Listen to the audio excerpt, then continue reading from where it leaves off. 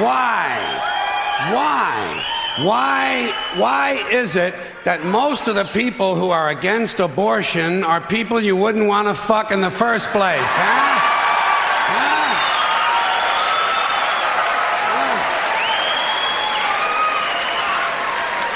Boy, these conservatives are really something, aren't they? They're all in favor of the unborn. They will do anything for the unborn. But once you're born, you're on your own.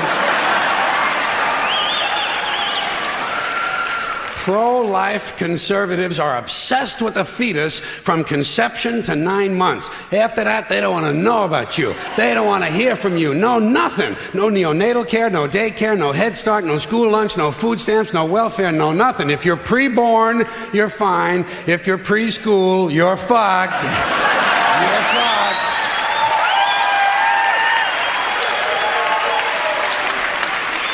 Conservatives don't give a shit about you until you reach military age.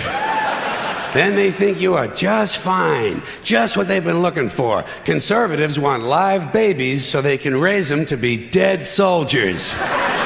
Pro-life. Pro-life. These people aren't pro-life, they're killing doctors. What kind of pro-life is that? What, they'll do anything they can to save a fetus, but if it grows up to be a doctor, they just might have to kill it? They're not pro-life. You know what they are? They're anti-woman. Simple as it gets. Anti-woman. They don't like them. They don't like women. They believe a woman's primary role is to function as a broodmare for the state. Pro-life. You don't see many of these white anti-abortion women volunteering to have any black fetuses transplanted into their uteruses, do you? No, you don't see them adopting a whole lot of crack babies, do you? No, that might be something Christ would do. And you won't see a lot of these pro-life people dousing themselves in kerosene and lighting themselves on fire.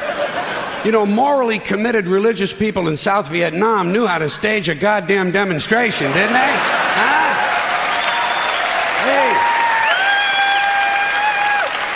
Hey. They knew how to put on a fucking protest. Light yourself on fire! Come on, you moral crusaders, let's see a little smoke to match that fire in your belly. Here's another question I have. How come when it's us, it's an abortion, and when it's a chicken, it's an omelet?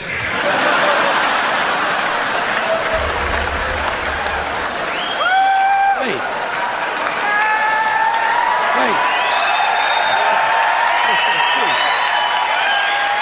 What? Are we so much better than chickens all of a sudden? When did this happen, that we passed chickens in goodness? Name 6 ways we're better than chickens. See, nobody can do it. You know why? Because chickens are decent people. You don't see chickens hanging around in drug gangs, do you? You don't see a chicken strapping some guy to a chair and hooking up his nuts to a car battery, do you?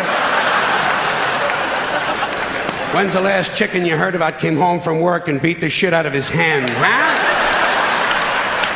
Doesn't happen. Because chickens are decent people. Well, let's get back to this abortion shit. Now, is a fetus a human being? This seems to be the central question. Well, if a fetus is a human being, how come the census doesn't count them? If a fetus is a human being, how come when there's a miscarriage, they don't have a funeral? If a fetus is a human being, how come people say we have 2 children and 1 on the way, instead of saying we have 3 children? People say life begins at conception. I say life began about 1 billion years ago, and it's a continuous process. Continuous, just keeps rolling along. Rolling along. I say, you know something? Listen, you can go back further than that. What about the carbon atoms? Huh? Human life could not exist without carbon. So is it just possible that maybe we shouldn't be burning all this coal? Just looking for a little consistency here in these anti-abortion arguments. See, the really hardcore people will tell you life begins at fertilization. Fertilization when the sperm fertilizes the egg, which is usually a few moments after the man says, gee, honey, I was going to pull out, but the phone rang and it startled me.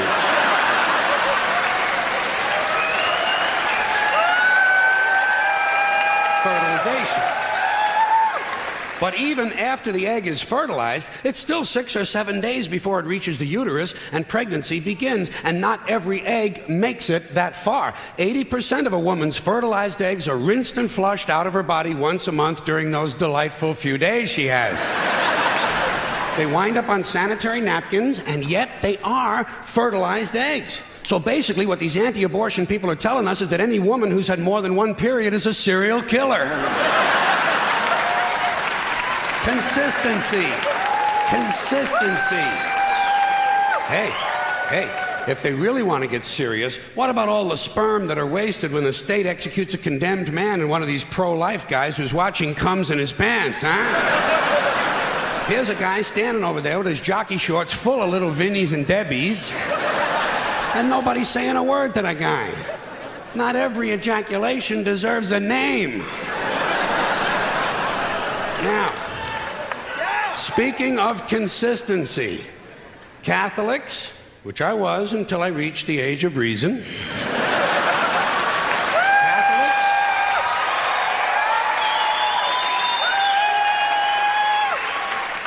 Catholics and other Christians are against abortions, and they're against homosexuals. Well, who has less abortions than homosexuals? Leave these fucking people alone, for Christ's sakes.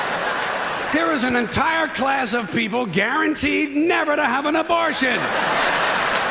And the Catholics and Christians are just tossing them aside. You'd think they'd make natural allies. Go look for consistency in religion. And speaking of my friends, the Catholics, when John Cardinal O'Connor of New York and some of these other cardinals and bishops have experienced their first pregnancies and their first labor pains, and they've raised a couple of children on minimum wage, then I'll be glad to hear what they have to say about abortion. I'm sure it'll be interesting. Enlightening, too. But,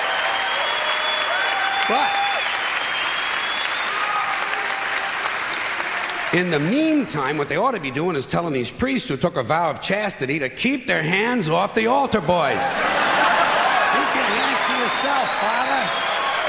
You know? When Jesus said, "Suffer the little children come unto me," that's not what he was talking about.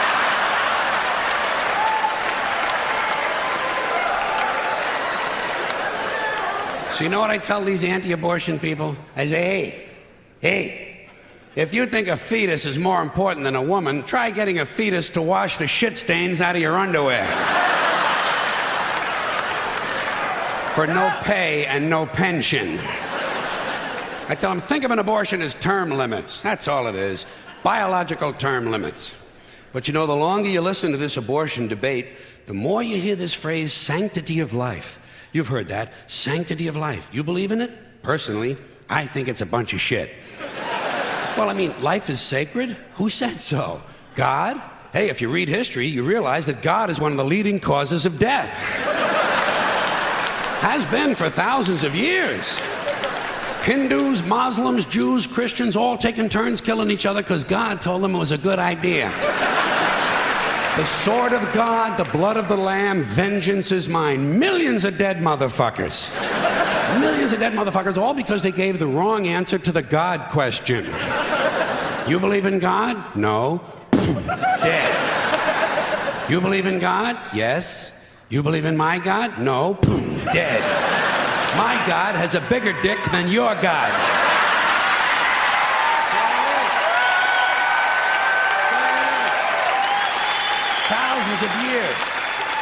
Thousands of years, and all the best wars, too. The bloodiest, most brutal wars fought, all based on religious hatred, which is fine with me, eh? Anytime a bunch of holy people want to kill each other, I'm a happy guy.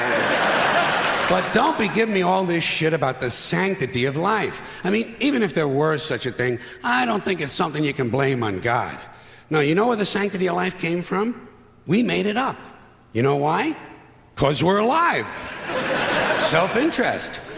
Living people have a strong interest in promoting the idea that somehow life is sacred.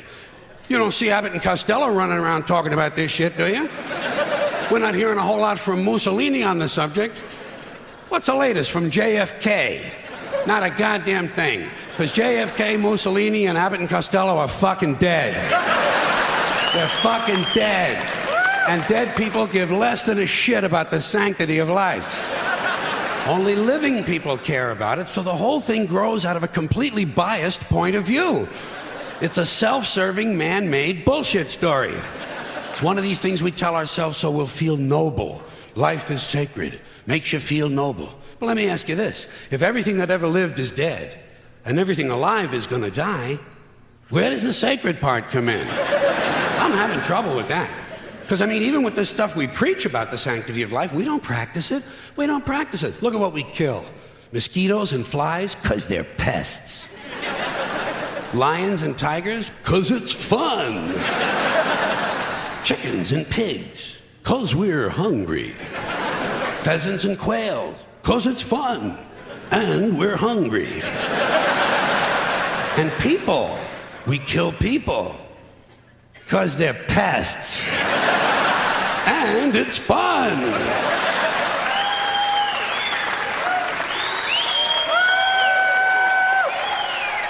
And you might have noticed something else. The sanctity of life doesn't seem to apply to cancer cells, does it? You rarely see a bumper sticker that says, "Save the tumors." Or "I break for advanced melanoma." Ah, viruses, mold, mildew, maggots, fungus, weeds, E. coli bacteria, the crabs. Nothing sacred about those things. So at best, the sanctity of life is kind of a selective thing. We get to choose which forms of life we feel are sacred, and we get to kill the rest. Pretty neat deal, huh? You know how we got it? We made the whole fucking thing up. Made it up. The same way. Thank you.